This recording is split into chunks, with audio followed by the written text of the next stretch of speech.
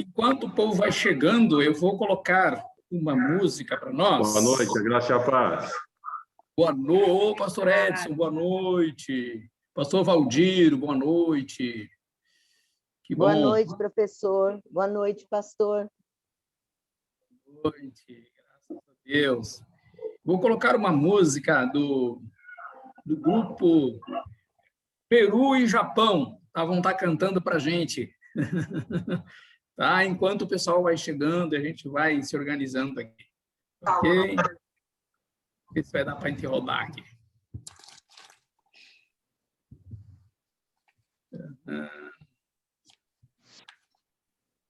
Opa.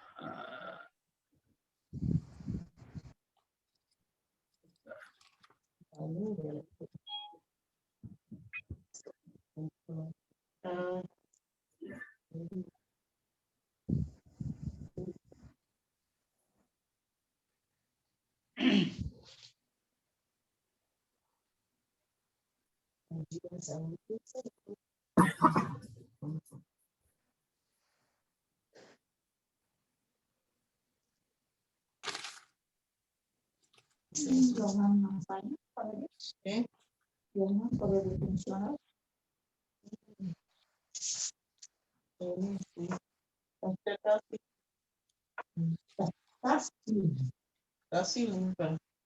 Não é passinho, né?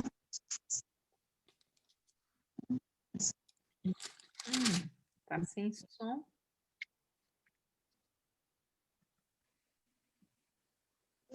Que da irmã Neide aí, gente. Tá sem som para vocês, irmãos? Para mim, tem. Acho que você não confia. Tá com você, Tim? Estou te ouvindo. Se você quiser botar a prosa em dia... Vai estar a música aí. Aqui não está saindo o som da música também.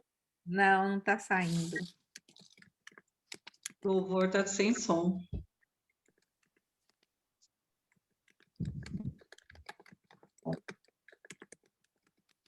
Do outro lado, no Japão, né? Ai, que pena. Eu estou ouvindo Zazá, viu, Paulo? Mas não estamos ouvindo a música. Ah, a música não.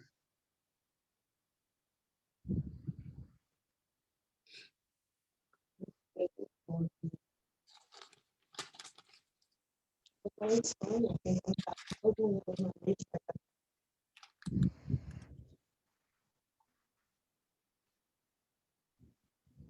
eu ver a lista. Não está sem som.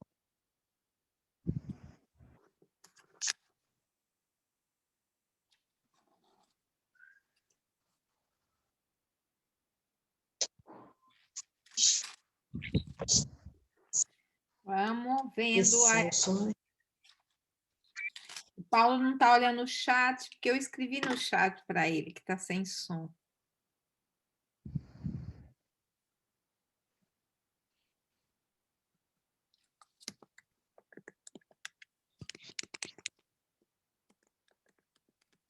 A nega tá bonita, tá danada. Ô, Tim, pela graça.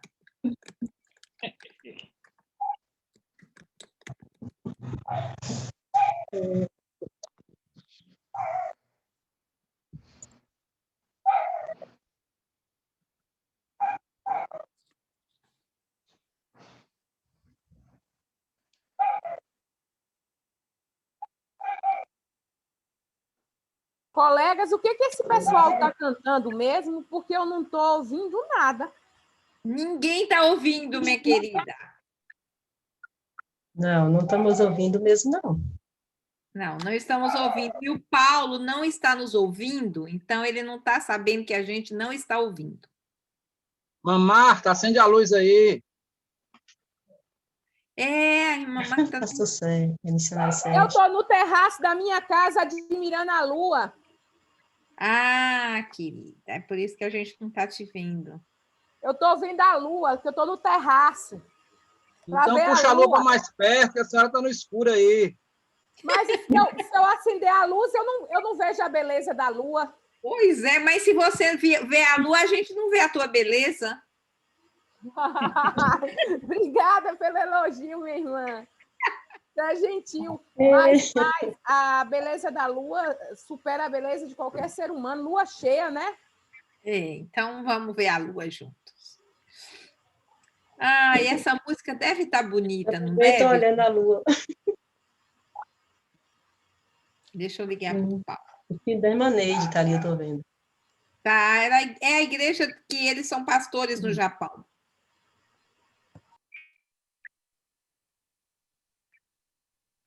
Azar viu como Danila está linda?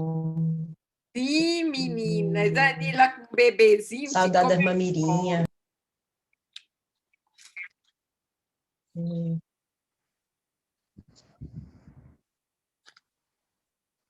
Meu Deus.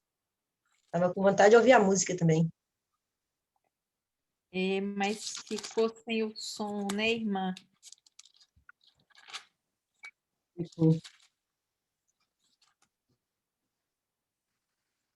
Zazinha, você está linda, como sempre. Obrigada, irmã. Estou aqui em Pindaí, perto de Candiba. Ah, vocês têm... Pindaí. É a Igreja Batista Betel, aqui em Pindaí. Batista Betel Independente. Paulo, nós não ouvimos. Senhor, irmão. Oi? Não ouvimos a música. Não ouviram a música? Uau! Ficamos uau, aqui uau. bem batendo papo. Desmarcou o compartilhamento do som. Uau, uau, uau. Não tem Que bom. problema. Pelo menos bater um papo. A gente bateu o papo, né? É. Bem-vindos, queridos, essa noite, né? A mesa com Zazá. Pastor Tim também está diferente. Pastor Tim, a barba dele cresceu de ontem para hoje. A barba de Arão, é? Como é que é? Do Salmo 33, 133? Então, Zá nos pediu que te arrumasse uma mesa, tá? Eu arrumei a minha mesa, trouxe para minha mesa o chimarrão. De todo mundo aí. Porque o chimarrão no Rio Grande do Sul a gente sempre toma acompanhado de alguém, é sempre numa roda de bate-papo, né? Então, nós estamos num bate-papo, vou estar tomando um chimarrão enquanto a gente conversa, tá? E ainda, eu trouxe aqui na minha mesa os biscoitinhos de polvilho que Mãe Lita, sempre no café, em casa de Mãe Lita, tinha esses biscoitos aqui, que Zazá deve lembrar, né, dos nossos cafés lá em Candiba, com a saudosa Mãe Lita, lembrando os nossos momentos de conversa, de bate-papo, de comunhão e desfrutando da generosidade da nossa saudosa Mãe Lita também. Pois é, queridos, bem-vindos a todos vocês. Antes que a gente, então, aqui começar o nosso bate-papo, nossa conversa, o encontro para a gente estar bem à vontade, vamos estar orando a Deus, pedindo assim que Deus use este momento também para falar conosco, que seja assim um tempo de comunhão, de desfrutarmos da presença de Deus também na nossa vida. Eu vou pedir que o pastor Jânio, que é o presidente do nosso seminário, nos dirija a Deus nessa oração. Amém, pastor Jânio? Pode abrir o seu microfone aí e orar conosco. Amém, queridos. É uma alegria podermos estar juntos, que a paz seja com todos, os irmãos. Uma alegria estar com a irmã Zazá, né, que é sempre uma inspiração para nós.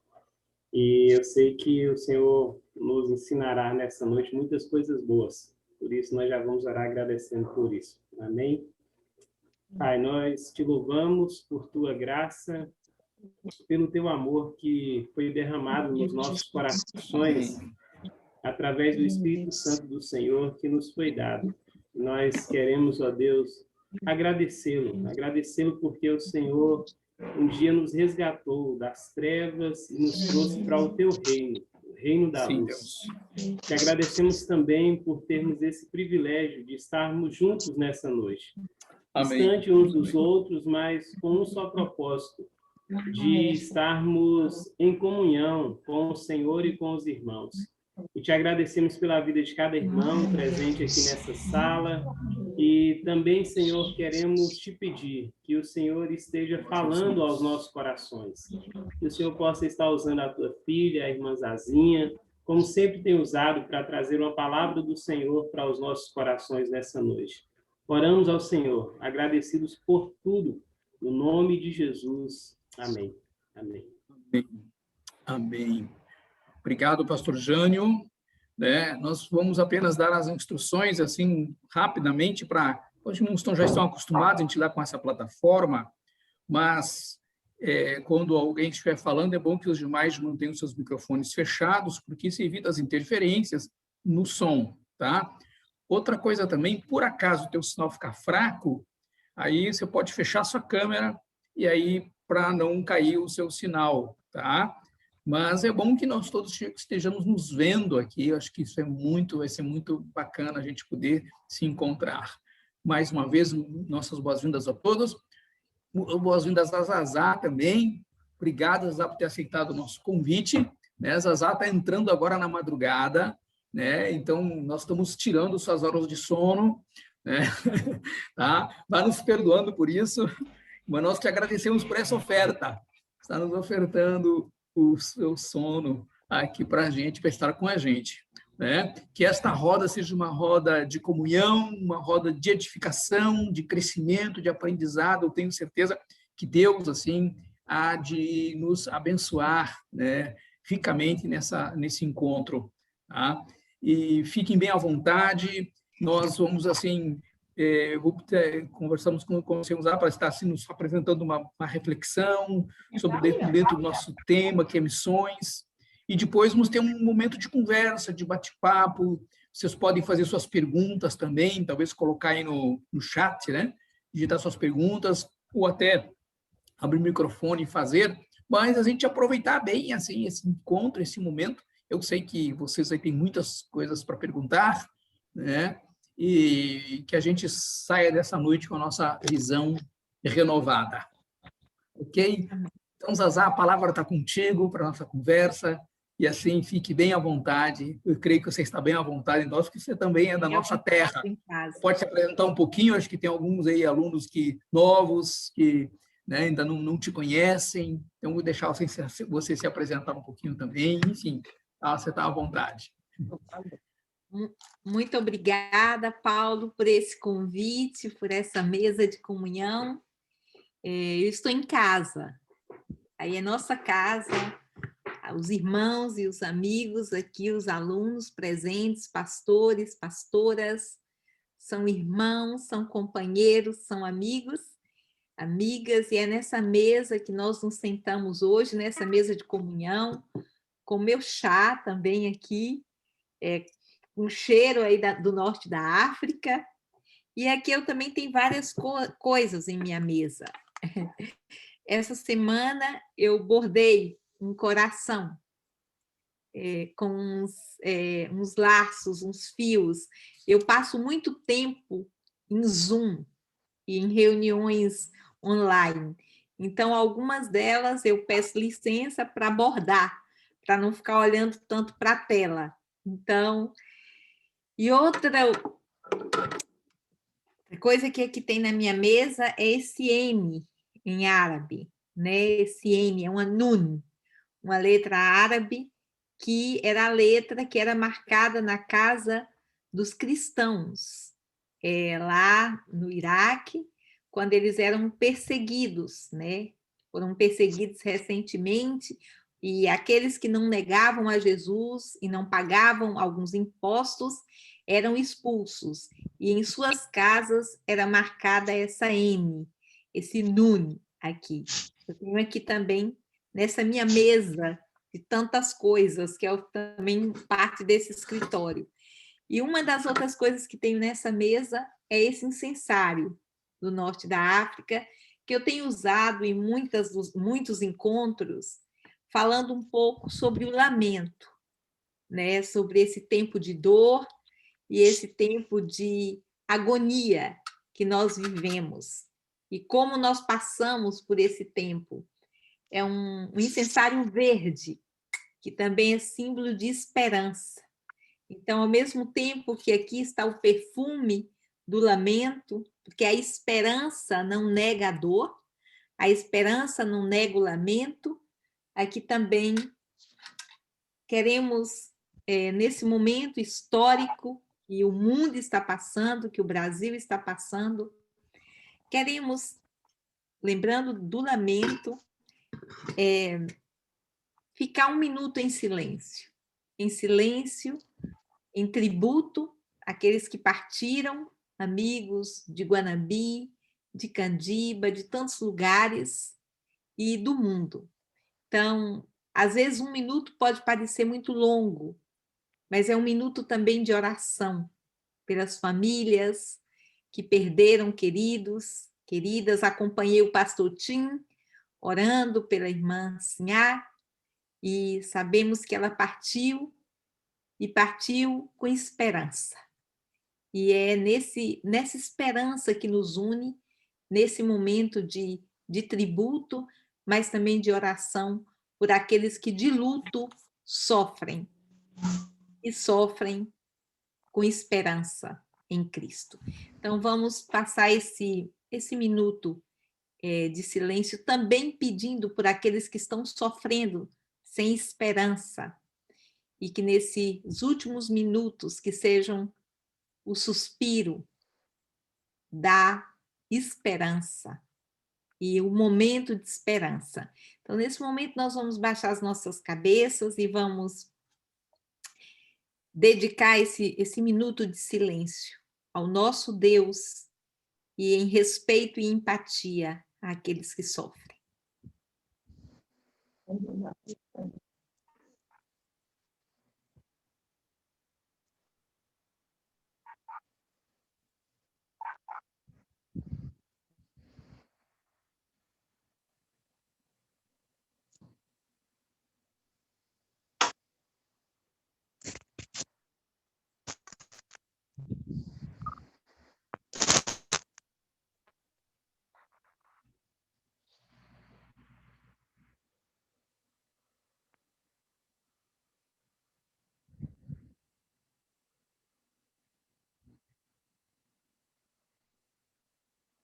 Senhor, sabemos, Senhor, que esperança não nos defrauda, ela não decepciona, porque o teu amor foi derramado em nossos corações.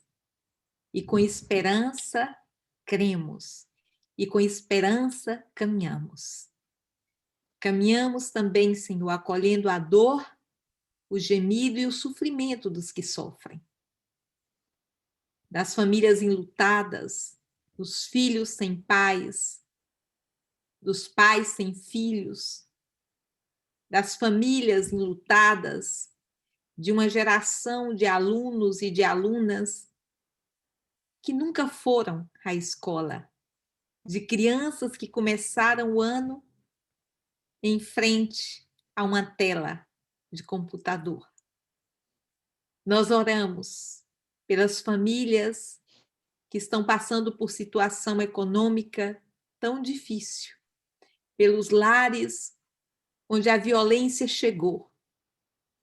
Tem misericórdia. Nós clamamos, Senhor, que os nossos corações sejam inundados da tua esperança e que a gente a compartilhe com esperança. Senhor, muito obrigada por esse encontro tão belo nesse dia.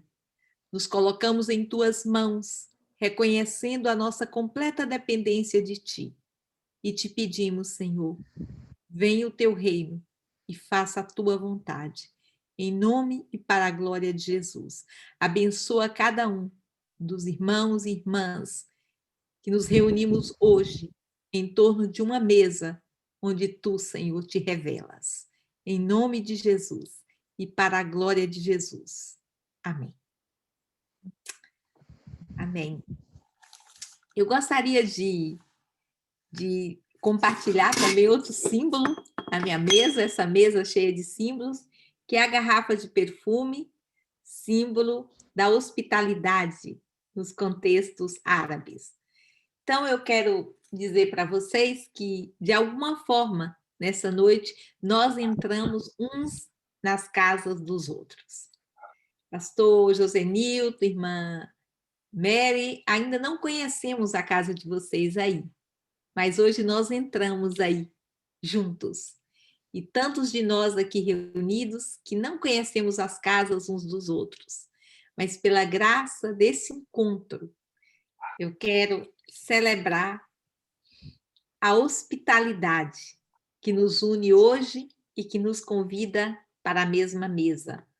Em muitas casas dos países árabes, quando a gente entra, eles colocam um pouco de perfume no braço da gente, como um símbolo de que a gente é bem-vindo. Bem-vindas e bem-vindos a esse mundo. E hoje eu não vou falar muito alto, porque já está meio madrugada aqui, e eu sou rodeada de vizinhos. Mas essa Zazá Pentecostal vai falar um pouco mais baixo hoje. O Neto já veio aqui, já fechou todas as portas e me ajudando aqui. Mas a gente vai conversar um pouco sobre a esperança. E eu gostaria de ler com vocês alguns versículos de Romanos 8, a partir do versículo 18. Romanos 8, a partir do versículo 18, que diz... Todos aí, Romanos 8, a partir do versículo 18. Considero que os nossos sofrimentos atuais não podem ser comparados com a glória que em nós será revelada.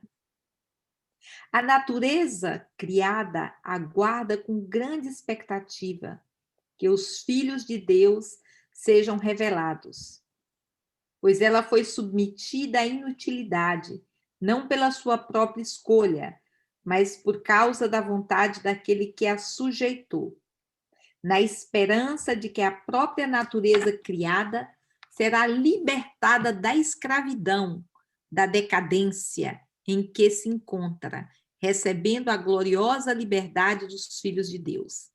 Sabemos que toda a natureza criada geme até agora, como em dores de parto.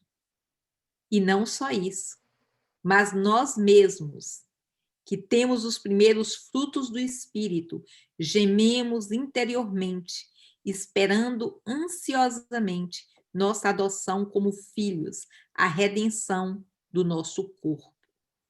Pois nessa esperança fomos salvos. Mas esperança que se vê não é esperança. Quem espera por aquilo que está vendo?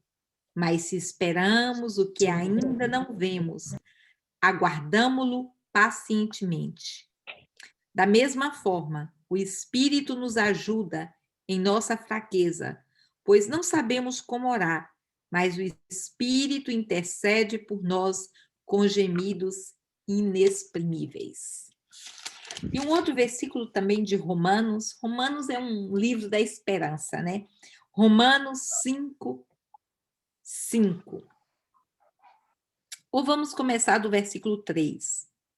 Não só isso, mas também nos gloriamos nas tribulações, porque sabemos que a tribulação produz perseverança.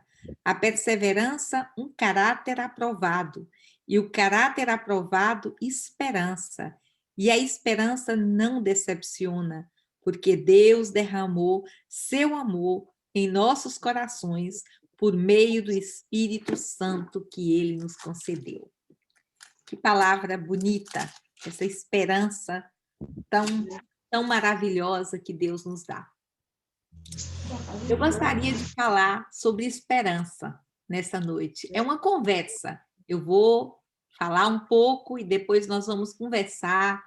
As perguntas, se vocês tiverem alguma pergunta, quiserem conversar sobre algum assunto, vamos conversar um pouco mais. Por que esperança? Uma palavra tão usada e, até certo ponto, muitas vezes, corriqueira. A gente fala muito sobre a palavra esperança. E nesse tempo de dor, de sofrimento, de perguntas, as situações que estamos vivendo, nós nos perguntamos: que sentido tem a esperança hoje para as nossas vidas? E que esperança é essa?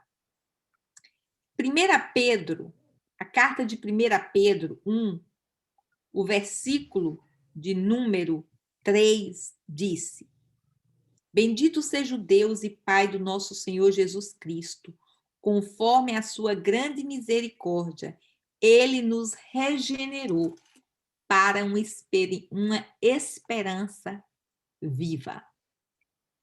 O que eu gostaria de falar com vocês é que nós estamos falando hoje de uma esperança viva. Se em Pedro fala de uma esperança viva, certamente também existem esperanças mortas. A gente tem uma frase que a gente usa muito, né? A esperança é a última que morre. Mas está dizendo até certo ponto que ela morre. E Pedro está dizendo que ele nos regenerou para uma esperança viva. E talvez uma das categorias mais importantes dessa esperança viva é que ela tem um fiador. O fiador da nossa esperança é Jesus. Jesus é o fiador da esperança que hoje guardamos em nossos corações. O apóstolo Paulo fala, no texto de Romanos que nós lemos, que existe em nós um gemido, que Deus geme, o Espírito Santo geme e nós gememos. E ele diz mais, que o Espírito Santo intercede por nós com gemidos inexprimíveis. Então, a esperança não nega o sofrimento.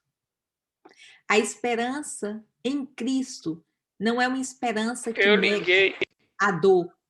A esperança que nós temos em Cristo é uma esperança que nunca nega o sofrimento. Ao contrário, é uma esperança que se fez dor, que se fez sofrimento, que se fez morte, que se fez também ressurreição. Para muitos de nós, e na tradição que existe, essa semana se celebra a Páscoa, dependendo das distintas tradições que existam. E nós entramos numa semana de celebração de uma esperança que não defrauda. E eu gostaria, antes de entrar mais profundamente na questão da esperança, falar um pouco de uma parte da esperança que muitas vezes nós não falamos, que é o lamento. A carta de o texto de Jeremias, Lamentações de Jeremias, que é um texto tão duro. Eu não sei se quantos de vocês leram Lamentações, queria convidá-los para ler em algum momento. A palavra Lamentações, o livro de Lamentações, no original, é chamado Eirá. Eirá significa ó como. É um livro que o nome do livro é uma interjeição. Ó como. Ó como a cidade outrora tão cheia está vazia. E todo o livro passeia e caminha falando da dor e do sofrimento de um povo. Esse texto de Jeremias é bem diferente do livro de Jeremias. Quem sabe bem o hebraico vai dizer que parece que são dois autores diferentes. E até existe algumas suposições que não foi escrito por Jeremias, porque Jeremias escrevia em um hebraico muito erudito, muito bom. E esse texto de Lamentações, Jeremias parece querer articular a voz do povo, a dor do povo. Ele não usurpa do sofrimento do povo, mas ele se une a uma voz de dor. Ele se une ao gemido desse povo. E esse texto vai caminhando nessa dor, mas é um texto onde tem dos versículos mais bonitos sobre a esperança. Ele vai falando, e aí ele chega no capítulo 3, no versículo 21, e ele diz: todavia, lembro-me também do que me pode dar esperança. O que te dá esperança hoje? Jeremias não falava num contexto bom. Ele falava num contexto onde o seu povo foi levado cativo. Ele é o profeta que ficou, é o profeta que foi considerado com o povo desqualificado para irem para o exílio. Os desqualificados ficaram. As mulheres mais idosas, mais frágeis, considerada aos olhos daquela época a força mais frágil, quanto engano, né? E também as pessoas com dificuldades especiais, deficientes, as pessoas mais frágeis ficaram. E no meio daquele sofrimento, faltava lenha, faltava água. Ele diz que a saliva dos bebês se pegava à boca, porque não tinha o que comer. Então, numa situação tão difícil, esse profeta traz um dos gritos mais bonitos e esperançosos. Ele diz: todavia, lembro-me do que me dá esperança. Graças ao Senhor, porque o amor do Senhor é a causa de não sermos consumidos. As suas misericórdias são inesgotáveis. Inesgotáveis. Renovam-se a cada manhã.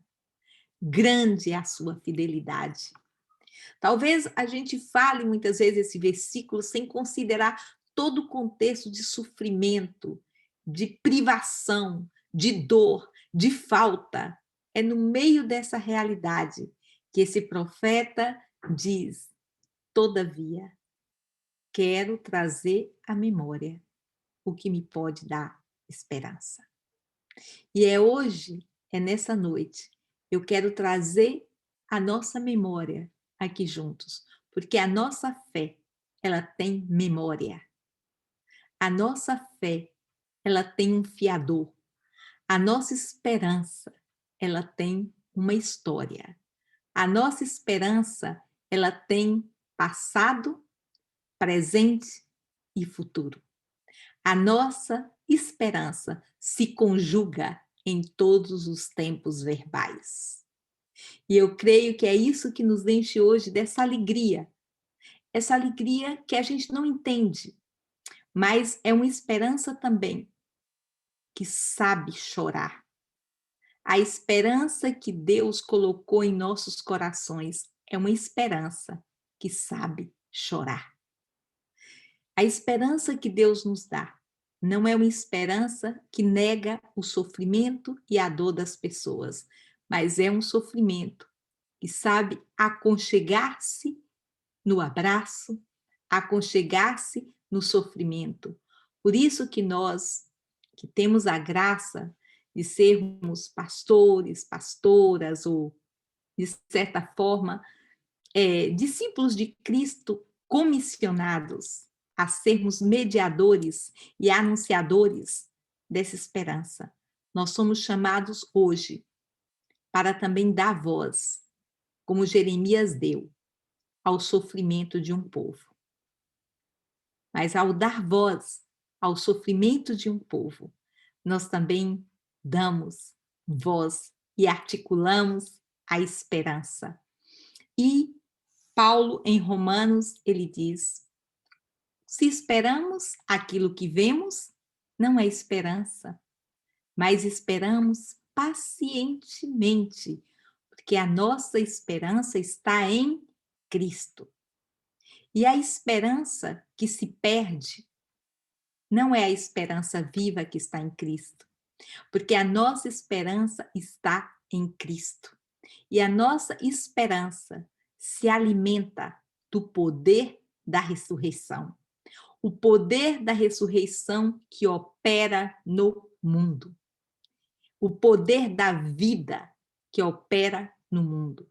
Mas a gente se pergunta como falar do poder da ressurreição no meio de tanta dor e de tanta morte. Mas é exatamente na circunstância de dor e de morte que o poder da ressurreição opera em nossas vidas. Por isso, mais do que nunca, nós precisamos compartilhar essa esperança. Nós não podemos deixar de anunciar, de falar com as pessoas que Jesus Cristo vive, que Jesus Cristo nos acompanha em nossa dor, que Jesus Cristo nos acompanha em nossos momentos de dor. E eu quero trazer aqui 3 pequenas histórias de esperança. Em janeiro do ano passado, eu estive na Tunísia.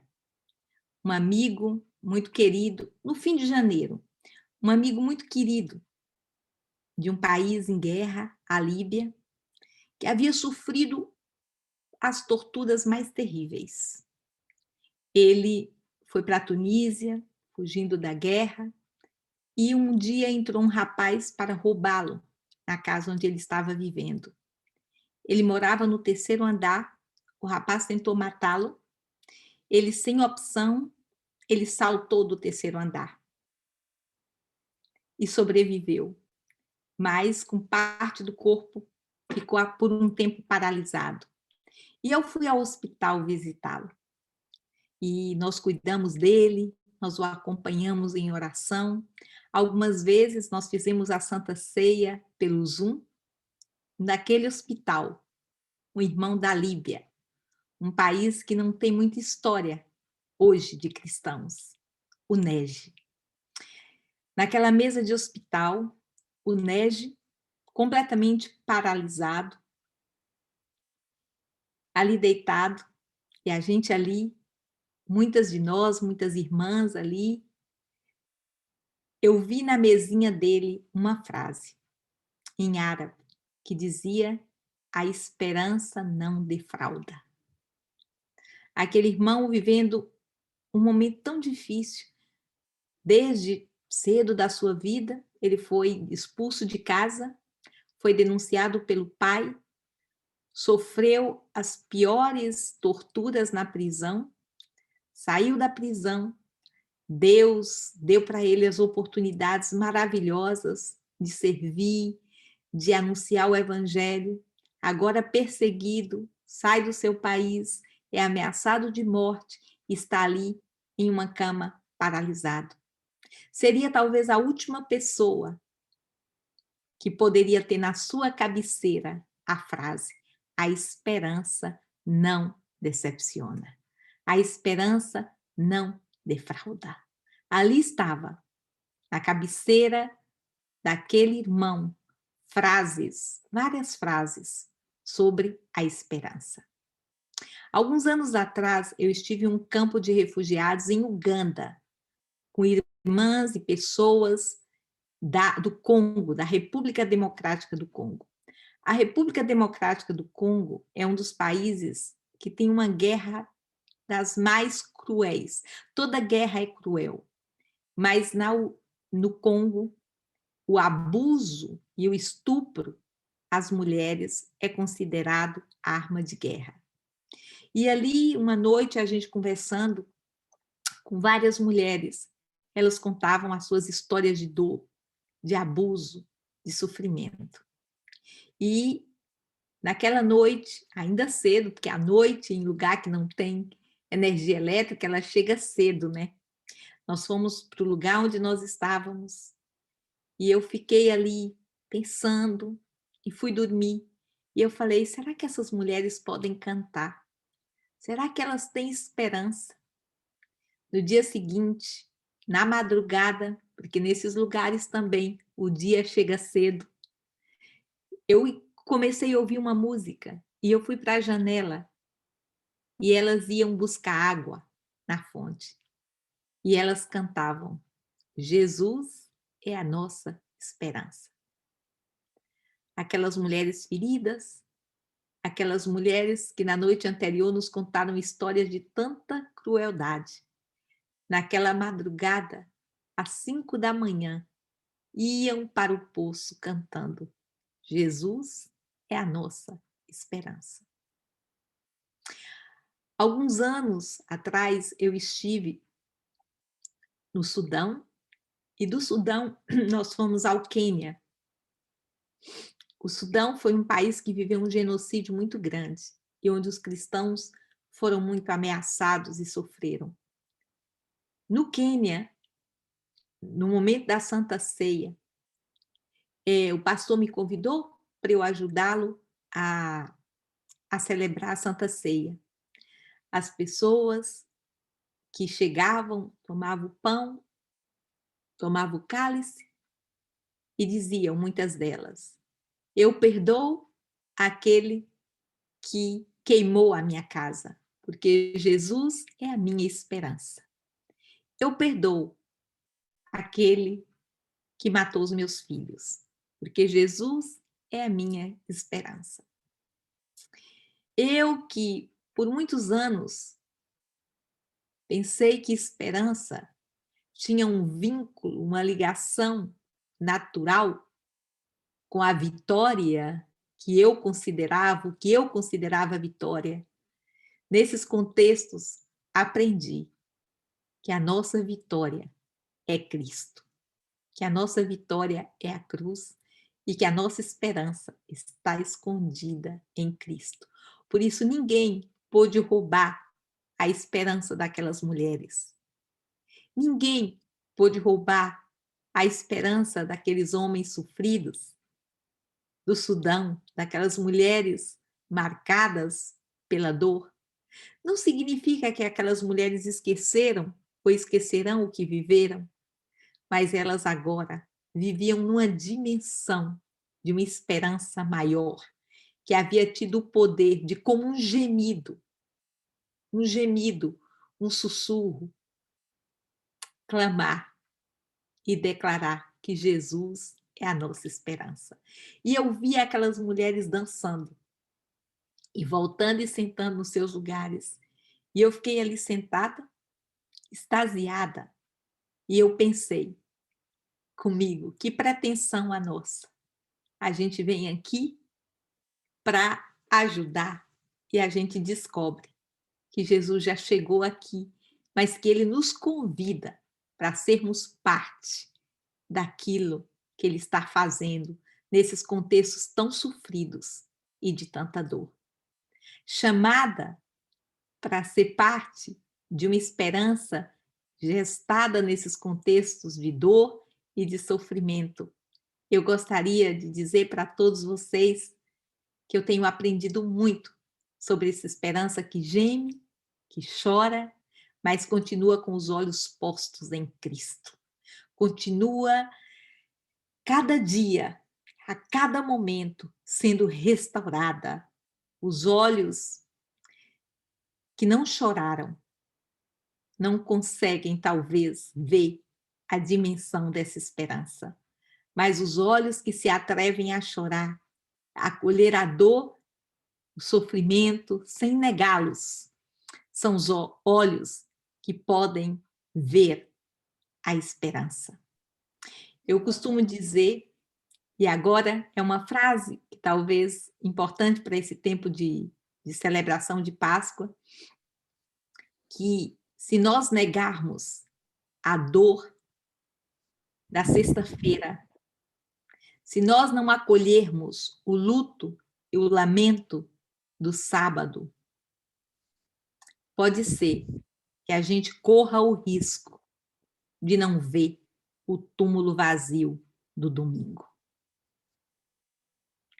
Se nós não vermos o sofrimento da cruz da sexta-feira, o lamento e a dor e o luto, o silêncio do sábado, pode ser que corramos o risco de não enxergarmos o túmulo vazio e aquelas mulheres cantando e anunciando: ele vive, E aquele anjo dizendo: por que buscais entre os mortos aquele que vive? Ele ressuscitou. Ele ressuscitou. A nossa esperança está escondida em Cristo.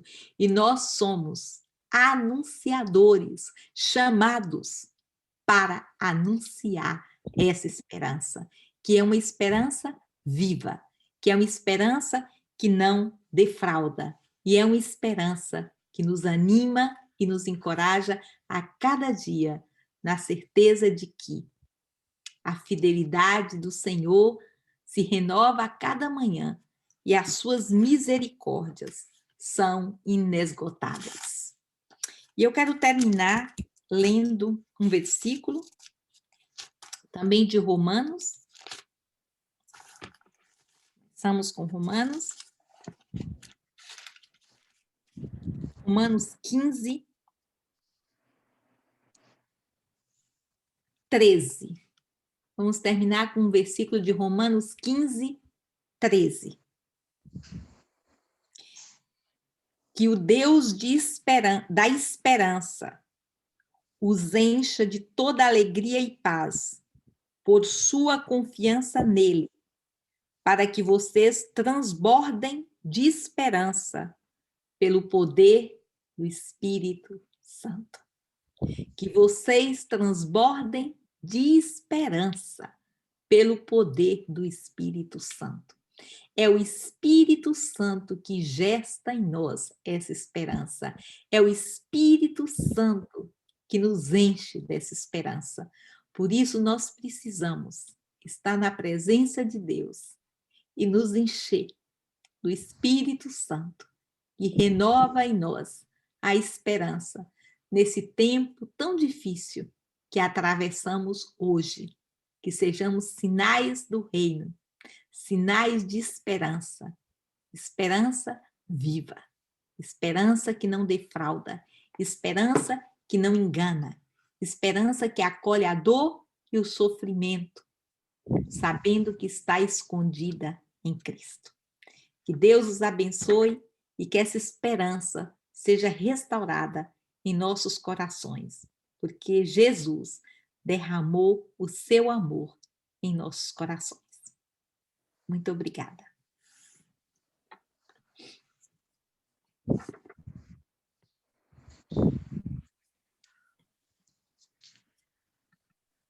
Aleluia, por essa esperança.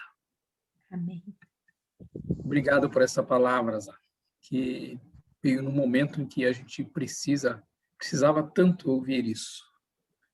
Muitos aqui estão sentindo a dor, né? Estamos sentindo bem de perto. Né? Mas cremos que o Senhor é a nossa esperança. E, com certeza, nós seremos canais de Deus neste tempo. Acho que Deus precisa de nós. Né? Precisamos muito nesse tempo nos colocar nas mãos de Deus, né? Para acolher, né, aqueles que estão passando por dor, por necessidade. Amém? Pois é, queridos, aqui a gente está nessa nossa mesa, acho que é um bom início de conversa, a gente ficou meio sem palavras, usar. Pelo menos eu fiquei. Mas eu queria, assim, ver com vocês, os irmãos querem talvez fazer alguma pergunta. Tem liberdade, pode abrir o microfone, nosso grupo não está assim tão grande, né? Então, acho que todos podem ter oportunidade até de se expressar, de perguntar e de ouvir assim um pouco mais de Zazá, o que ela teria a compartilhar conosco, né? Da sua experiência, do campo missionário, desse momento que nós estamos vivendo também, extremamente desafiador em todos os cantos do mundo, né? E precisamos estar muito bem preparados. Sim, Gisele levantou a mão, Gisele, Donato. Sim, pode perguntar. Uhum. Eu queria fazer a pergunta para a irmã, assim, como é que a irmã descobriu o seu chamado e como descobriram o seu chamado e para poder te enviar a um outro local para você estar falando de Jesus a outras pessoas. Como que descobriram e também como você percebeu esse chamado em você. Eu fico muito feliz por saber que aqui tem pessoas que me acompanharam, e com o pastor Tinho, o pastor Valdir, o próprio Paulo, né? O Paulo esteve em um culto, no culto que eu aceitei Jesus. Naquela noite foi a pastora Rosa Maria Valadão que pregou, e pregou sobre a centralidade de Cristo. Então, isso tem me acompanhado na minha caminhada. Cristo é o centro. Jesus é o centro. Isso tem sido, para mim, um norte nessa caminhada. O pastor Tim estudava em Campinas e trazia os livros para mim, os livros que ele não lia. Ele trazia todos para mim, não era, pastor Tim? Eu tinha muitos livros que o pastor Tim trazia. Zazá, eu trouxe aqui os livros. E aí chegou um pastor Valdir, naquele retiro, né, pastor Valdir, lá, não sei se o pastor Valdir está aqui, né? Aquele retiro lá em Vitória da Conquista, pastor Valdir era bem assim, não era muito pentecostal, não. Mais assim, né? Mas pastor Valdir, aquele dia, chorou, foi levado para o quarto aos braços. Eu lembro que a irmã Cid, né? Sidnai, estava meio assim, falou, não quero essa choradeira, tem muito barulho aqui, vou para o meu quarto. Me lembro que chegou um momento que a gente estava orando e alguém tocou em Cid gritava e chorava mais que todo mundo, né? Então, foi aquele congresso que foi aquela renovação, como era naqueles tempos, né? Como eram naqueles tempos, aquele congresso em Vitória da Conquista. Me lembro do pastor, eu tenho essa memória que Deus me deu até agora, né? O corinho daquele congresso era dá-me uma porção do teu amor, Senhor. Dá-me uma porção do teu amor, Senhor.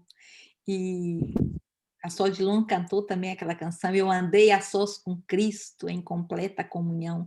Foi um congresso muito importante, mas, como a irmã falou, aquele dia da minha conversão, lá atrás, em Candiba, 14 anos ou menos de 14, foi também um dia de entrega a Deus.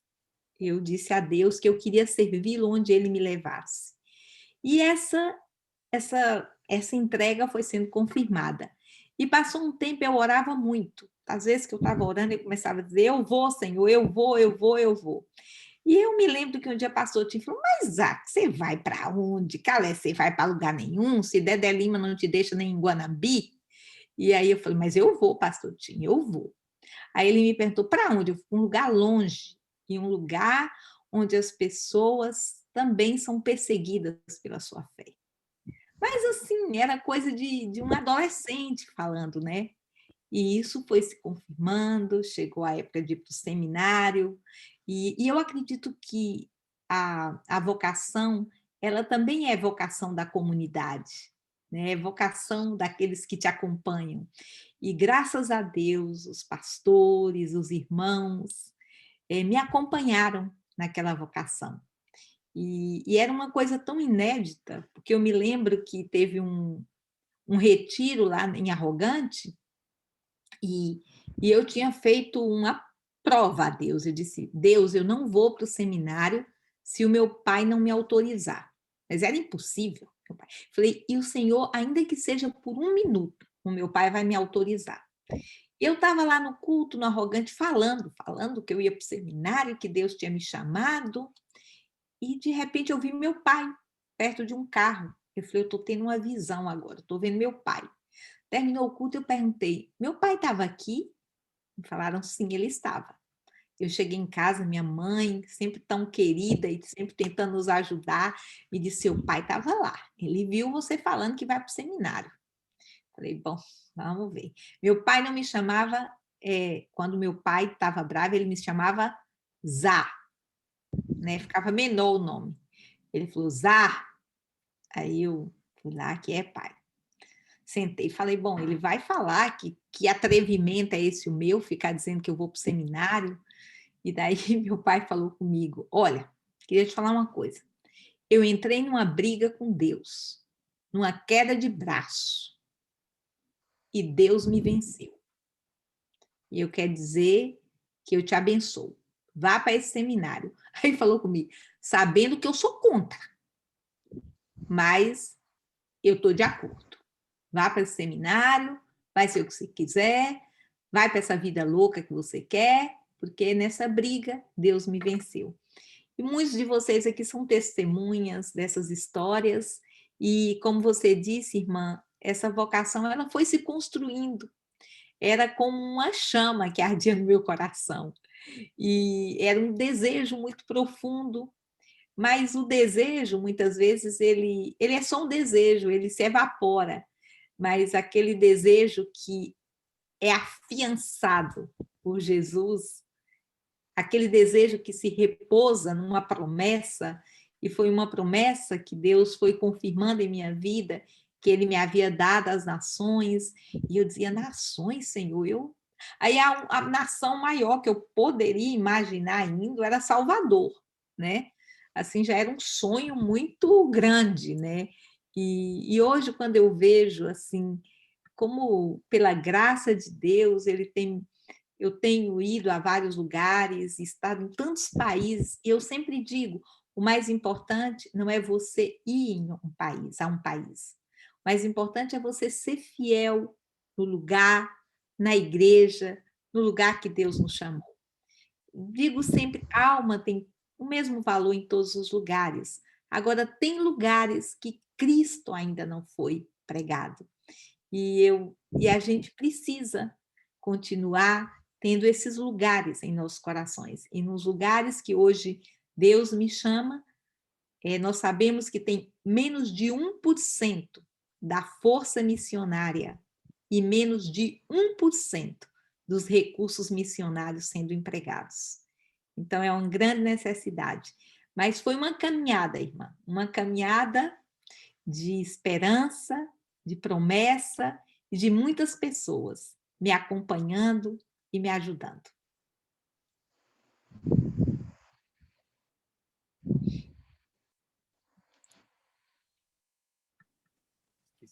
Outra pergunta, o que vocês quiserem, irmãos, fiquem à vontade. A nossa mesa está posta, nós estamos em casa, né, Passotinho, com a bacia de umbu.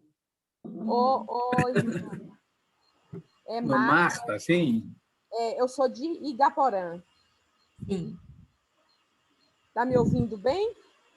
Mas está com luz de vela, irmã Marta? Agora. Estamos ouvindo, sim.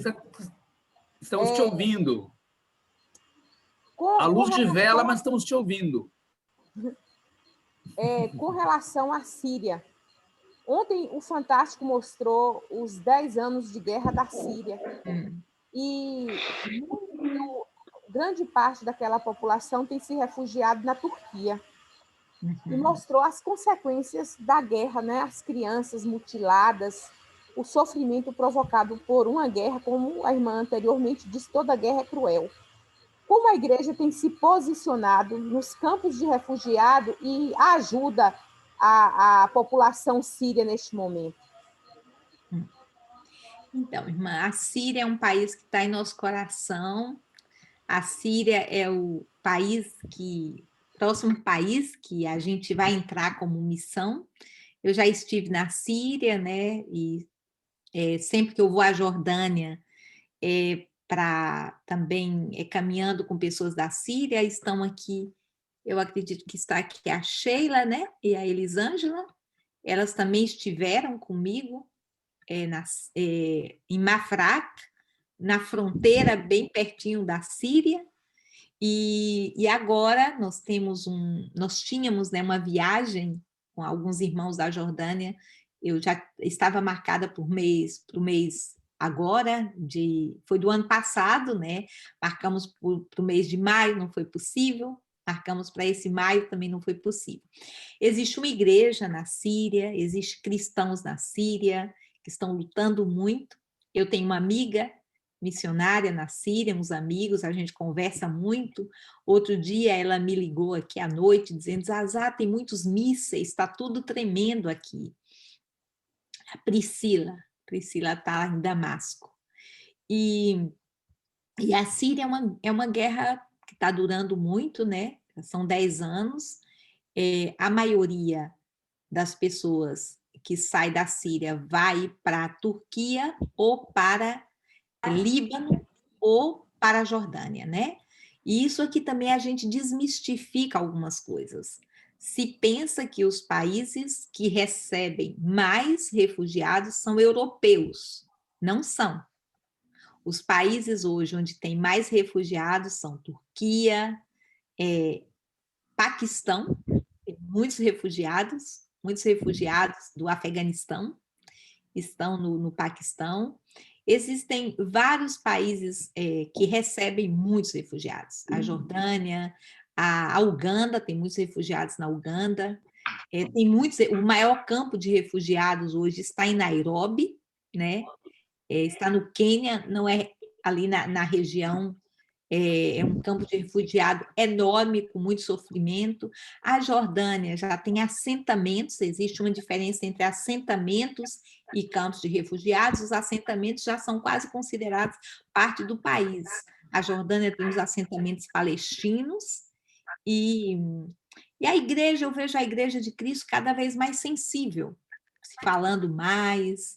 Eu acho que a gente ainda não está fazendo o que a gente deveria fazer. Existe muita dor, existe muito sofrimento, mas eu tenho visto pessoas recebendo Jesus. A Sabar, da Síria, foi uma das primeiras, né, que eu vi se convertendo a Jesus. Nos contou a história de que ela estava saindo da Síria, mataram o esposo dela diante dela. Ela passou todos aqueles desertos, caminhando, um sofrimento muito grande. A guerra da Síria tem feito muitos órfãos, muitas viúvas, muita dor. É uma guerra que vai se arrastando através também dos interesses políticos de potências europeias ou não. Infelizmente, países considerados cristãos são os países que mais ganham com a venda de armas. Não sei se vocês sabem, mas até um tempo atrás, a primeira fonte, a maior fonte de entrada de dinheiro dos Estados Unidos era a venda de armas. Então, às vezes, a gente se pergunta onde as pessoas acham tantas armas?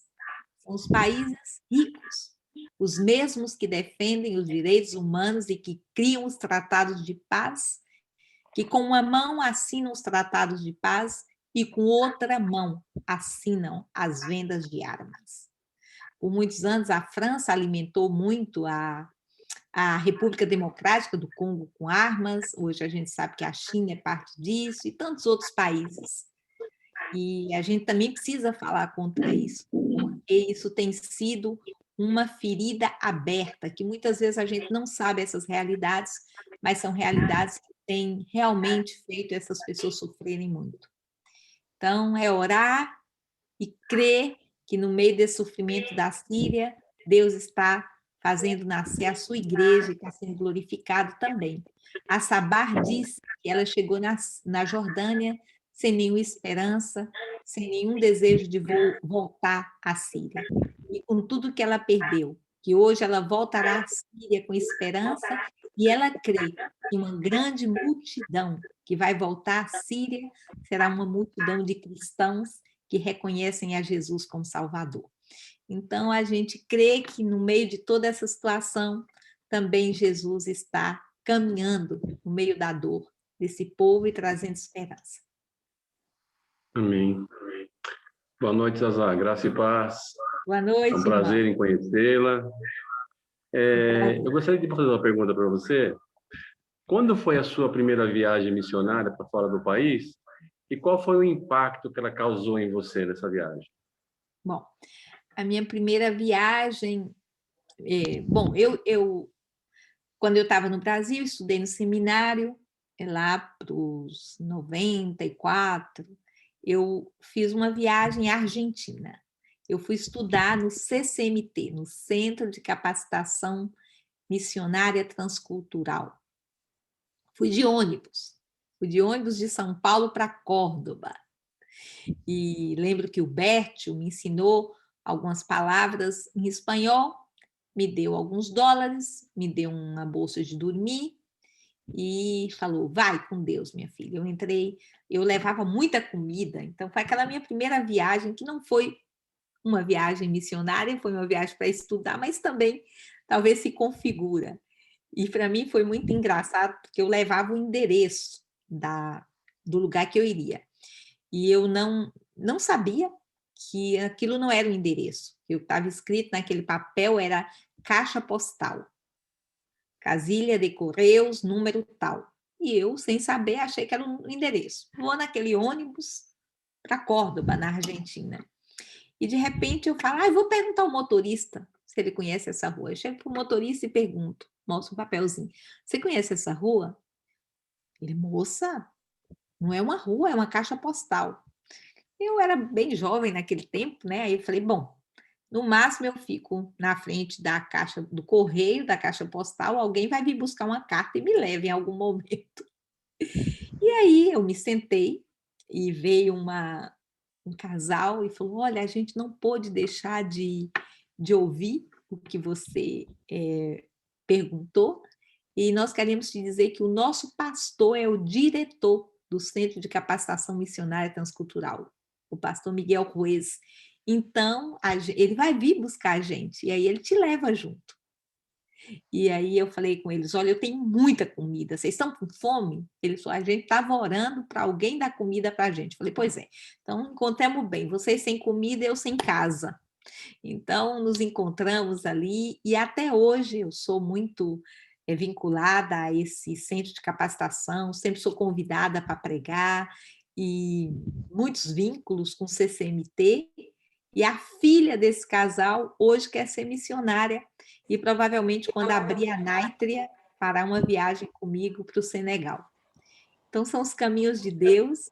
Depois, lá mesmo na Argentina, nós fomos a uma viagem transcultural para Chaco, que é uma região indígena, e eu me lembro muito daquela senhora que achou um livro rasgado e guardou por muitos anos, até que um missionário pudesse chegar e ler para ela o Evangelho. E muita gente daquela tribo aceitou a Jesus como Salvador. Quantas pessoas estão esperando vocês para contar a história da salvação? Espero que vocês não tardem muito. Eu estou esperando você aqui nas Gerais. Ainda guardei o recipiente que você me deu em uma de suas vindas. Olha! Diva, eu acho que é para passar o perfume. É a garrafinha de perfume. É a garrafinha de perfume. Isso. Fiquei com muita expectativa de ver a sua mãe querida, que sempre fala comigo nesse tempo de distanciamento. E ela naquela saudade, e a gente sempre conversa. Mas se ela tiver ouvindo, eu abraço. Ela está ouvindo, irmã, porque eu estou vendo duas Elisângela. Eu suponho que uma é ela. Está escondidinha aí atrás dessa tela. Mas ela está aí. Muito obrigada. Muito bom te ver. Muito bom ver meus irmãos, Ovelha Jandaí, lá em Valadares, ver também Bonfim, aí em Candiba, todos os pastores, os colegas, os semistas, né? Que bênção. Deus abençoe e traga muita esperança, como trouxe essa palavra nessa noite, através de Zazá. Que alegria. Deus te abençoe. Muito obrigada, querida. Que alegria ver vocês. Deus abençoe. E nessa esperança nós caminhamos. E nessa esperança nós acolhemos, né, a nossa garrafinha de perfume da esperança. Rapaz, Senhor, eu queria fazer uma pergunta. Boa noite. Paz, pastor Josenildo, pastora Mary. Obrigado pela ajuda que vocês nos deram, viu? Pastor Paulo e os outros pastores, arcebisba, né, que ajudou a gente num momento tão difícil. Eu queria fazer uma pergunta. Qual foi, assim, um momento missionário assim, mais difícil, a situação que você enfrentou, que te causou assim, espanto e que te marcou e que você até hoje lembra? Diz que quando a gente vai ficando mais velho, a gente repete as histórias. Mas eu sempre digo que algumas histórias, elas não são histórias, elas são memoriais ao Senhor, né? E um deles, para mim, é quando a gente estava sendo expulsos, muitos missionários expulsos da Tunísia. Eu também, um dos líderes, né, da missão me disse: olha, Zazá, a gente está sabendo que você será a próxima, né, a ser expulsa, prepara suas coisas, prepara seu coração. Eu ainda me lembro que eu brinquei com ele, eu falei, não sei se a gente sabe preparar o coração para ser expulso, né? A gente não sabe, mas vou orar por isso. E aí, eu me lembro que eu fui, né, é uma história que eu conto muito, porque, como você disse, aquela que você sempre se lembra, aquela que você sempre conta. Muitos de vocês já ouviram essa história várias vezes, mas ela virou um memorial na minha vida. Então, chegou o dia de eu ir buscar a minha carta de residência, né, que permite que você fique no país e ela é renovada. E eu cheguei, eles guardam o passaporte, né, e para fazer a sua carta de residência. Aí, quando eu estava indo, eu falei, oh, meu Deus, eu entrego a Tunísia nas tuas mãos, ainda que eu tiver que ser expulsa, faça a tua vontade. Cheguei ali, entrei, mas aí eu pensei, a cabeça da gente, falei, mas eu conheço esse pessoal, eu conheço todo mundo lá, eles são meus amigos, será que eles vão me expulsar? Talvez eles vão me dar uma mãozinha, né? E a gente fica procurando um jeitinho, né? E aí, quando eu cheguei, eu me lembro que eu entrei e me assustei, porque não tinha uma pessoa que eu conhecia. Era mês de férias e se havia trocado todo o povo. Eu vi sentado na mesa do chefe um homem muito forte, bem alto, bem sério. Tinha uma moça assim no canto, eu não conhecia ninguém. Eu entrei, cumprimentei e ela me apresentou, falou, essa é a moça que veio buscar o passaporte dela, e ele estava com o passaporte na mão e ele balançava assim. E ele me disse, Mademoiselle Lima, senhorita Lima. Eu falei, aqui estou. Ele falou, chega um pouco mais perto, eu cheguei. Ele me disse, qual é o nome? O nome da tua mãe é Maria Rosa de Jesus. E eu disse sim. E o nome Jesus é o mesmo em francês, né? Jesus. Disse sim, minha mãe se chama Maria Rosa de Jesus. Aí ele me disse, chega um pouquinho mais perto. Ele disse, você crê em Jesus? E eu disse sim, eu creio em Jesus. Aí eu pensei, você é expulsa. Aí ele falou, chega um pouquinho mais perto. Você crê que Jesus é o Filho de Deus? Eu disse sim, eu creio que Jesus é o Filho de Deus. E ele me disse, um pouco mais próxima, você crê que Jesus é Deus? Eu disse, eu creio que Jesus é Deus. E ele me disse, eu também creio. Aqui está o seu passaporte, continue abençoando o nosso país. Então, para mim, foi algo muito inusitado. Eu vi muitos amigos meus sendo expulsos e expulsas, mas aquela era a vontade de Deus para mim naquele momento, e eu continuei muitos anos mais na Tunísia, e saí da Tunísia, mas continuo voltando, pelo menos 1 ou 2 ou 3 vezes, ou até 4 por ano, e continuo trabalhando e com muita proximidade desse país. Então, para mim, foi algo que mostrou que eu não posso ajudar Deus. Eu queria, talvez, com os meus conhecidos, com as minhas relações,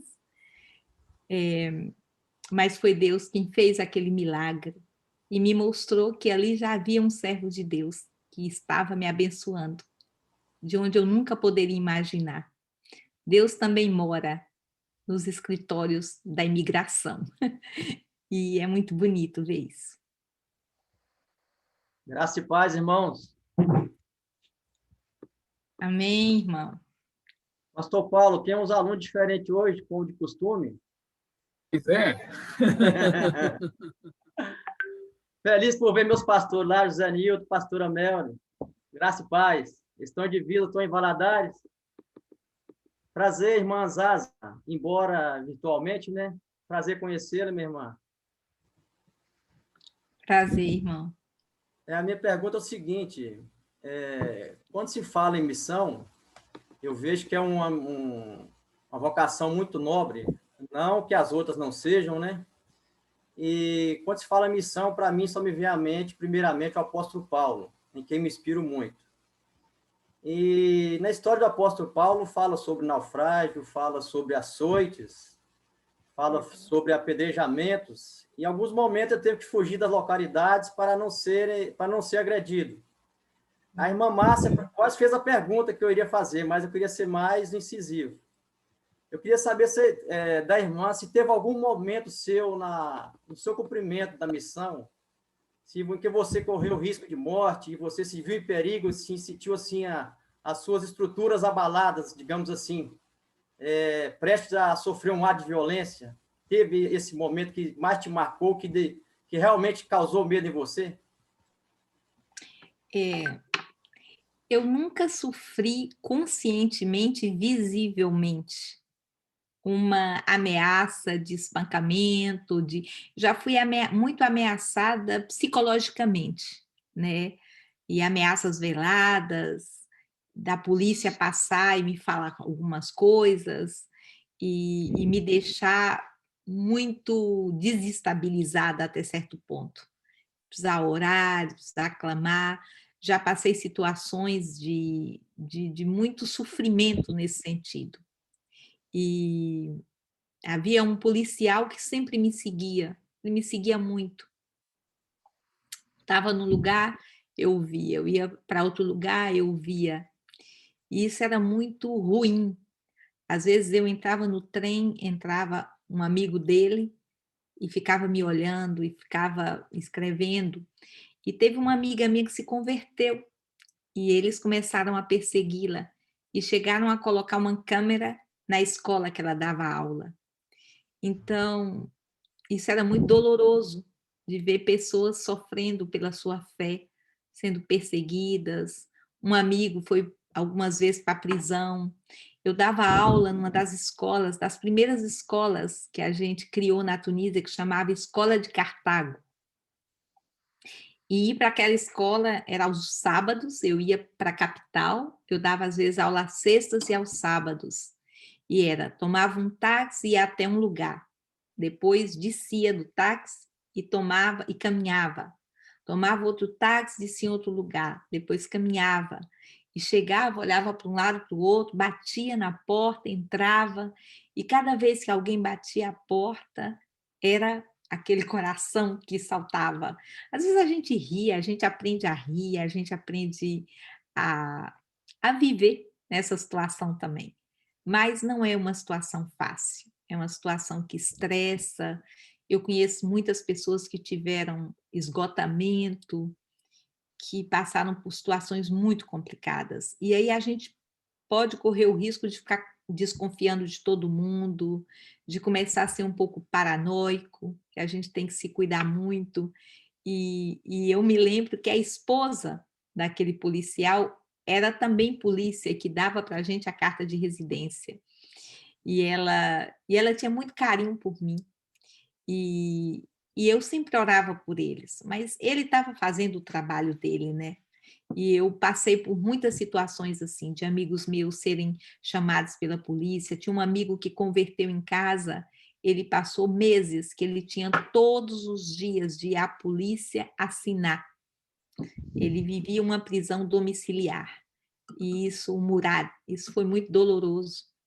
Como eu vivi as questões do NEG que eu contei aqui. Então, eu acho que o que era mais doloroso era ver o sofrimento da igreja e dos irmãos daquele lugar. E eu passei, muita gente dizia, até brincava comigo, que eu passei por situações muito difíceis.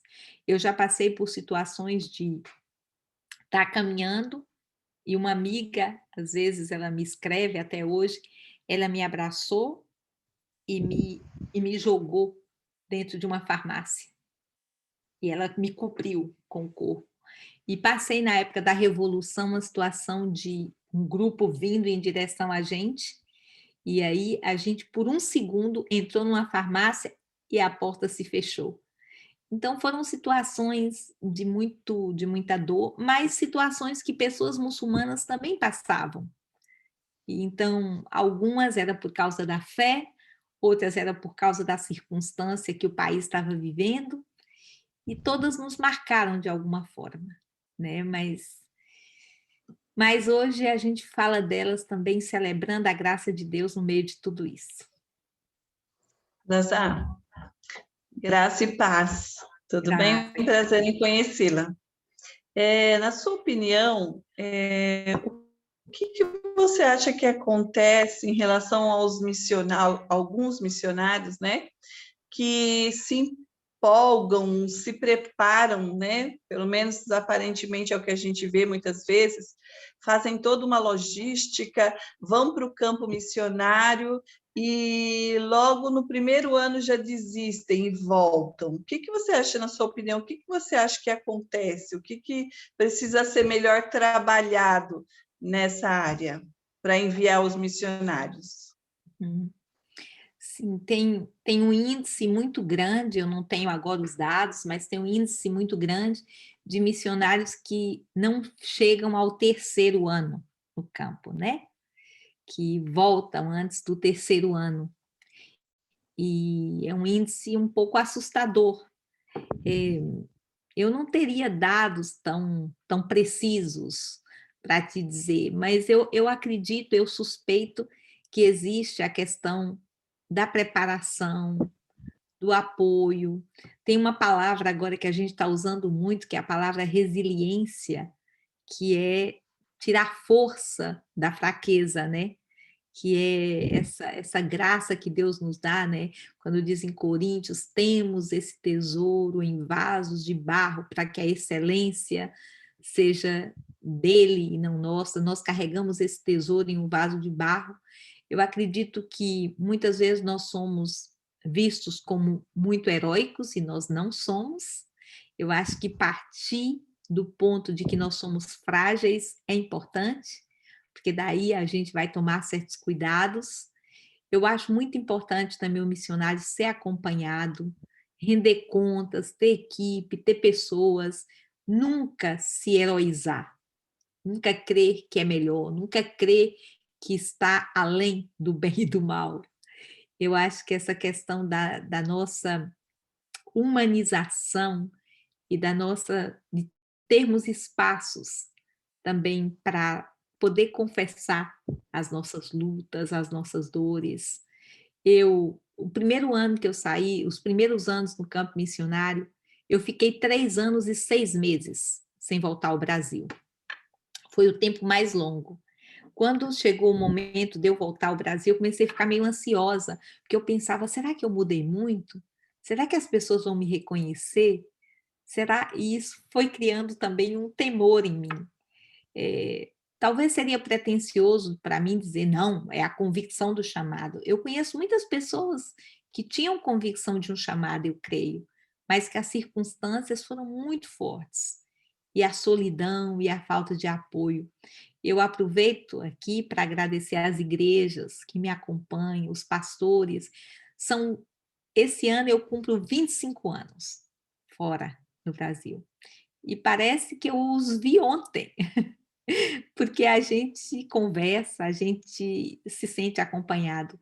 Eu acho que é muito importante o missionário não desmistificar a vocação como se fosse um heroísmo. A vocação é algo que Deus nos presenteia em nossa vulnerabilidade, porque o tesouro é Ele.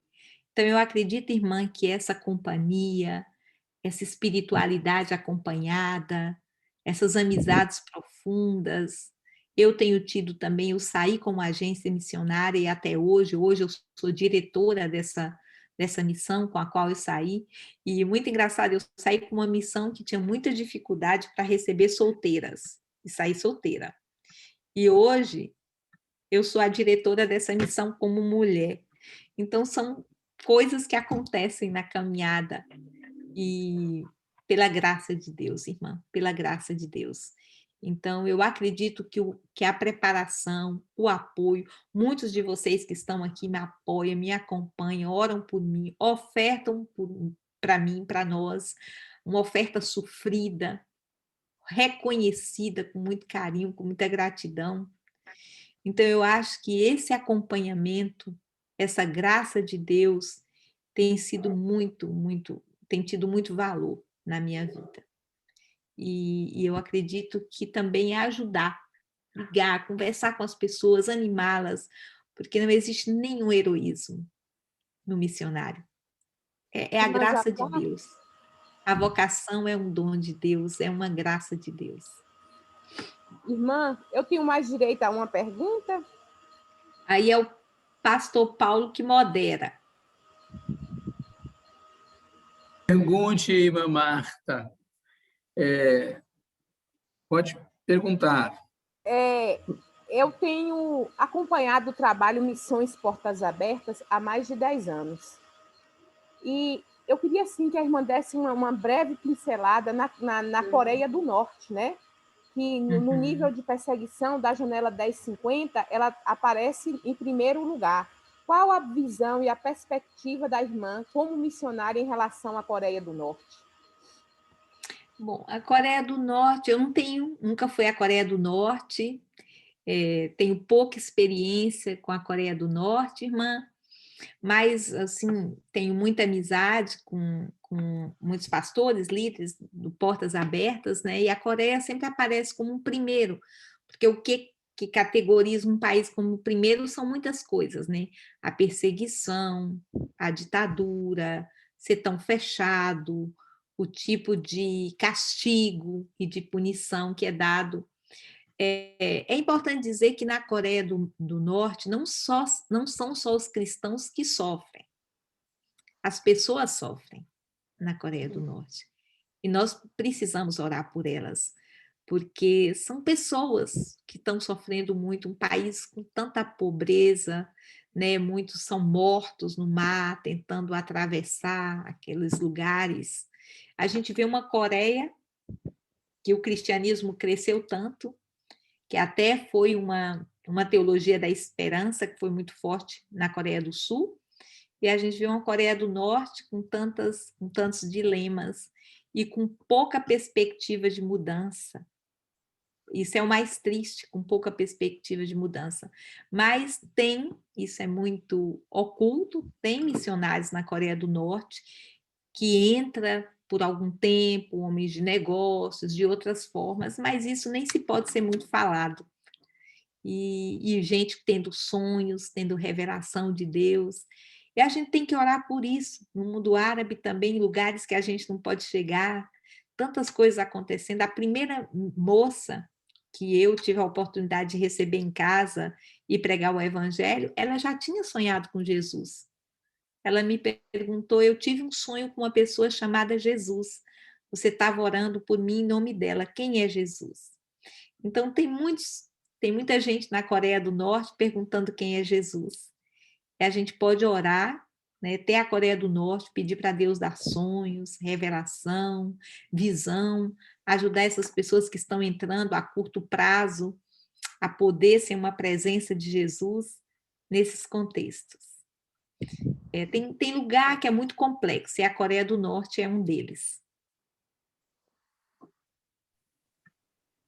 A mesa está boa, Zá, mas já passou de 2h da manhã aí para você, né? E assim, eu acredito que você precisa descansar também.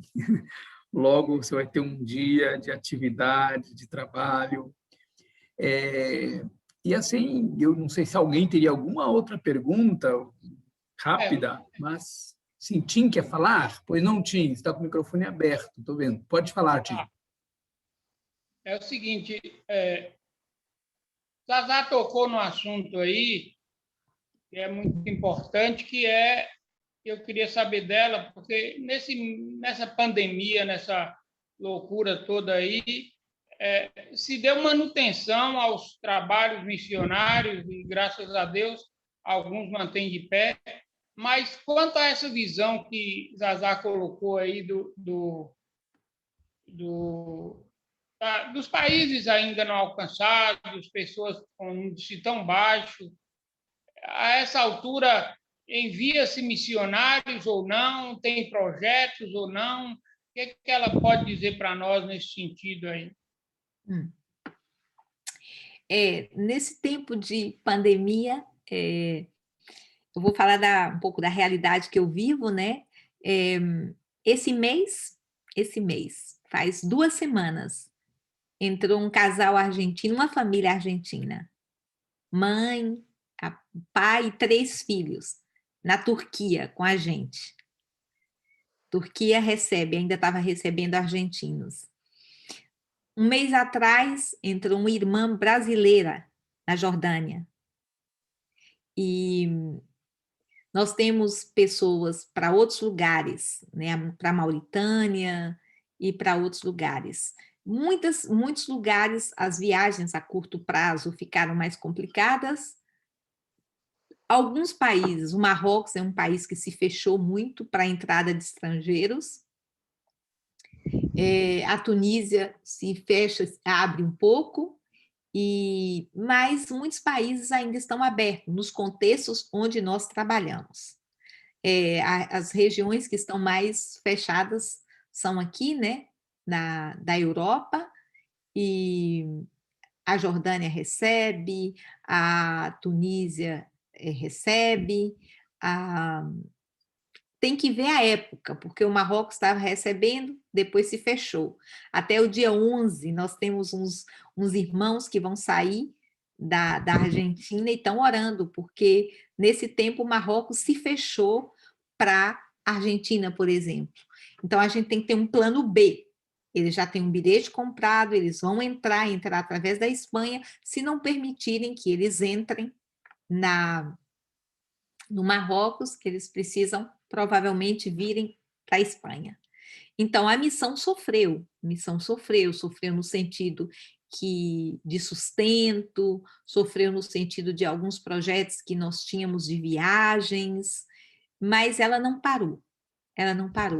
E, de uma forma incrível, nós temos, hoje eu recebi uma lista da diretora de campus, que trabalha comigo, de 14 candidatos. E, assim, na missão que eu trabalho, não é uma missão que tem muitos candidatos, não, porque você sabe os contextos. E ter 14 candidatos, mas nós tivemos gente que viria para nos ajudar no escritório, que não puderam vir. Vocês sabem que houve um aumento, uma desvalorização muito grande da nossa moeda. Então, mas a missão não parou. Eu tenho recebido quase todos os dias pessoas, Zazá, a gente quer ir, Zazá vai abrir, nós vamos. E os países que hoje nós temos mais missionários na missão, um que está crescendo muito é o México, a Argentina, o Brasil, infelizmente, tem baixado um pouco. Eu espero que esse Brasil, que se profetizou como celeiro de missões, não deixe de ser celeiro de missões.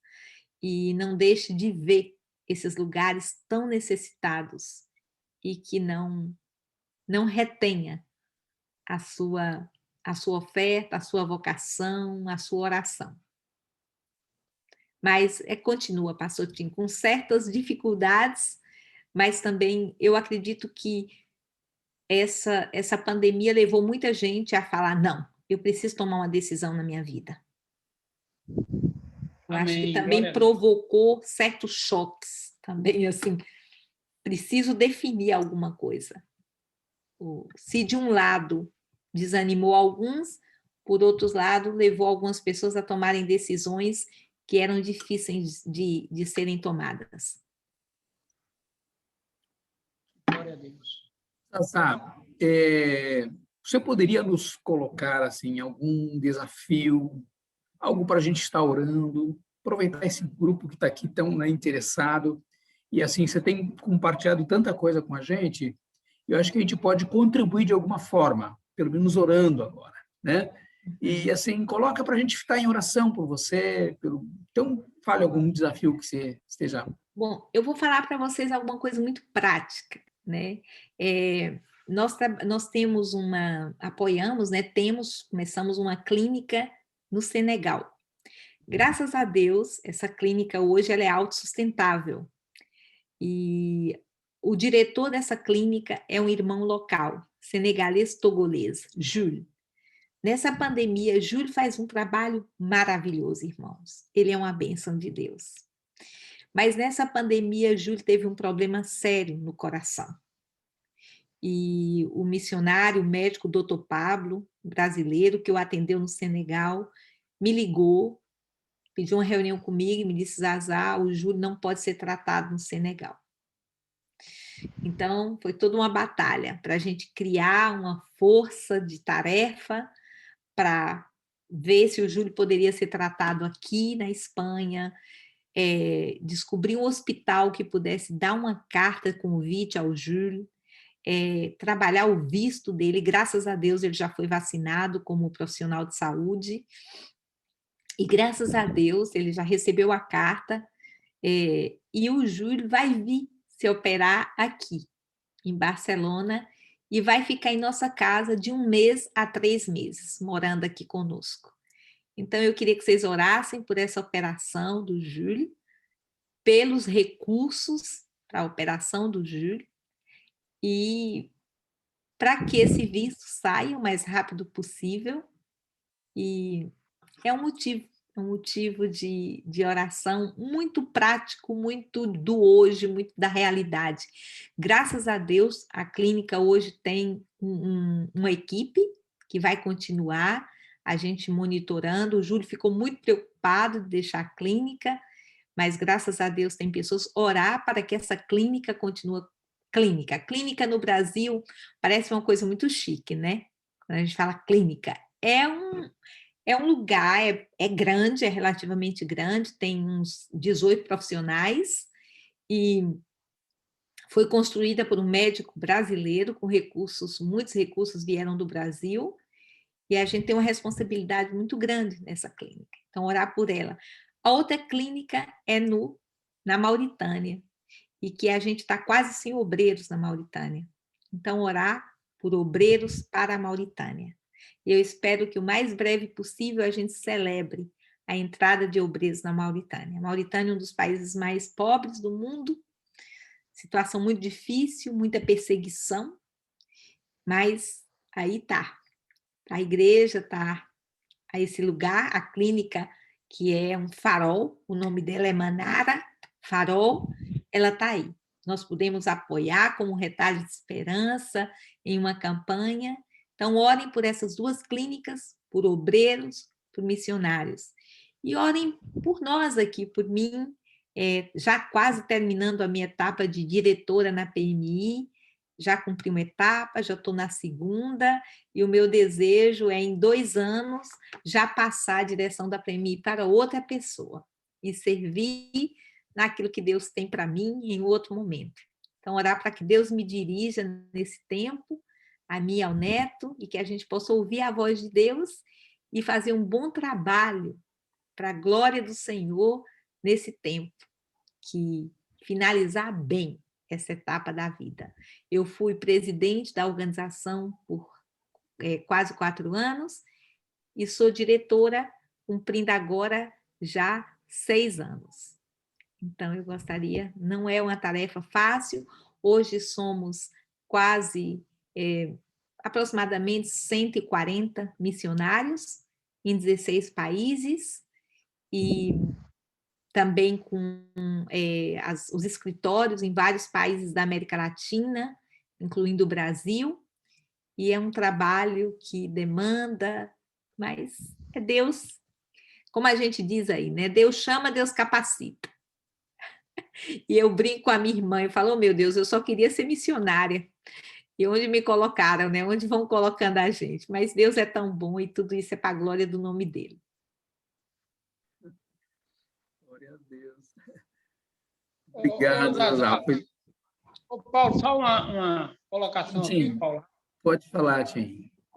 E Zazá falou desse tratamento do rapaz, nós vamos estar juntos orando, mas na hora da necessidade lá, ela ligar para a gente, passando a nossa parte também, para a gente ajudar. Obrigada. Obrigada. Amém. Zazá, muito obrigado, Zazá, pelo teu carinho, por ter nos atendido de forma assim, tão carinhosa, tão abençoadora. Eu creio que todos foram abençoados aqui, né? Eu acho que assim, esse compartilhar foi muito bom. Essa mesa foi bastante abençoada, tá? Nós vamos estar orando por ti, orando por esses desafios, crendo assim que Deus há de continuar te abençoando, né, nesse tempo difícil, mas nós estamos aqui, tá?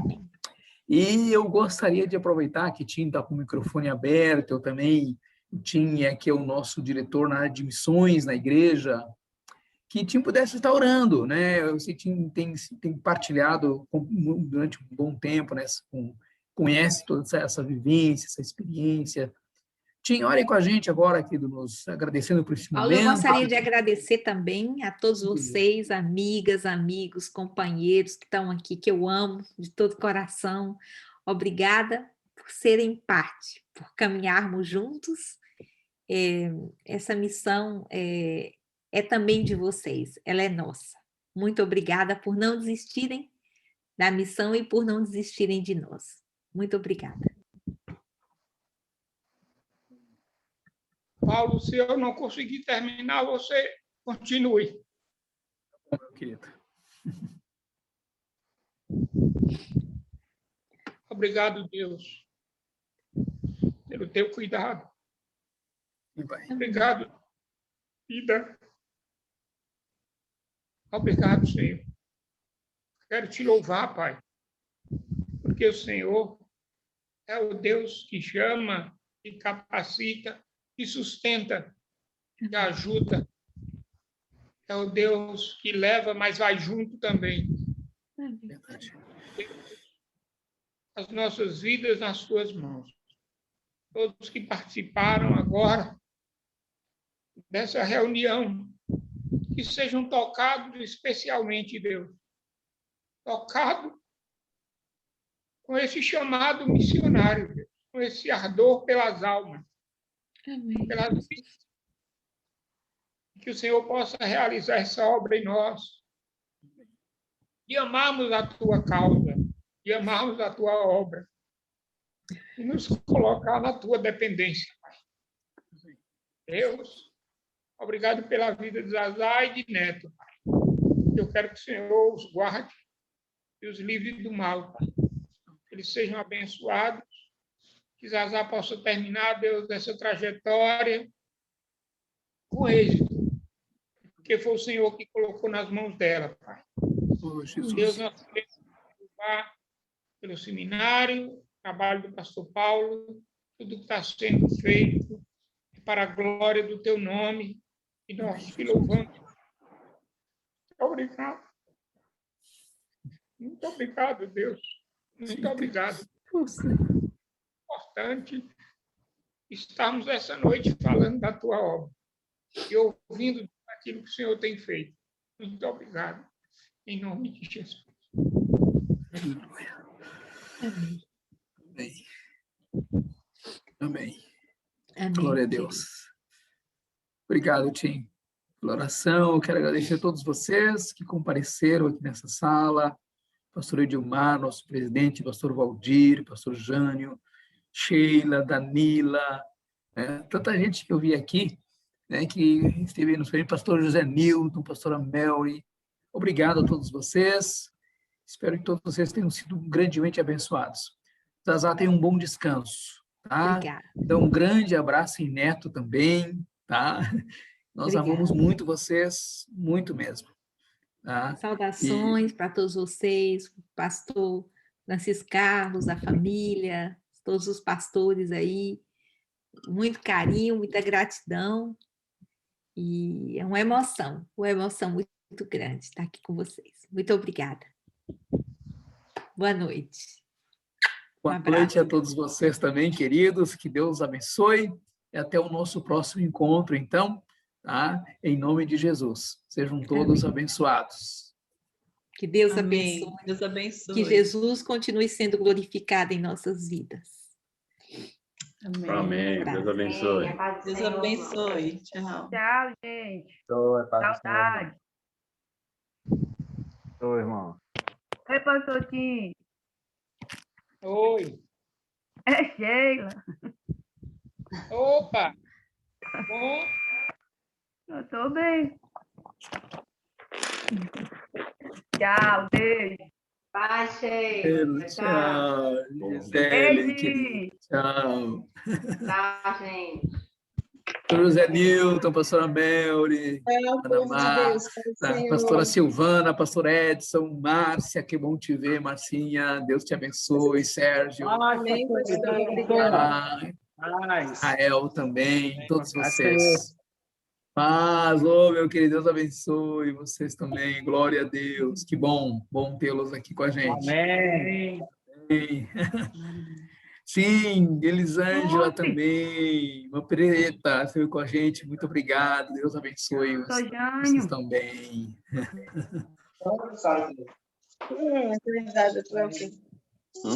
Ah.